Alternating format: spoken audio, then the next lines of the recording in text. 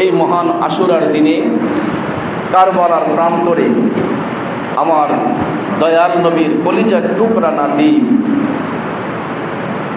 যার নাম মুবারক শুনলেই মুমিনদের ঈমান তাজা হয়ে যায়, যিনি দয়াল নবীজির দুই চোখ মুবারকের মণি যাকে বলতেন, একজন হলো হাসান আর একজন হুসাইন। এই মহান আশুরার দিনে পবিত্র কারবালার প্রান্তরে আমার দয়াল নবীর কলিজার টুকরা নাতি ইমাম হুসাইন রাদিয়াল্লাহু তাআলা আনহুকে মুসলমান নামের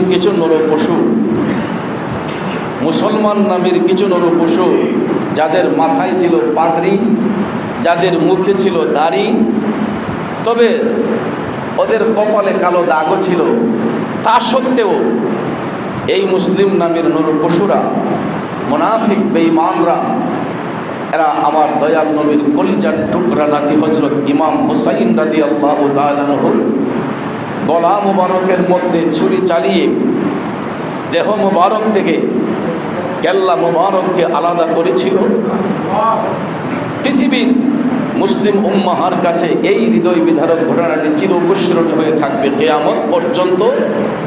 কারণ যদিও ওই সমস্ত মুনাফিকরা মনে করেছে হুসাইনকে হত্যা করেছে, আপনারা বলেন আসলেই কি হুসাইন মরা না জিন্দা? শহীদরা মরা না জিন্দা? কারণ যদি আল্লাহর কোরআন সত্য হয় তাহলে শহীদরা কখনো মরে না।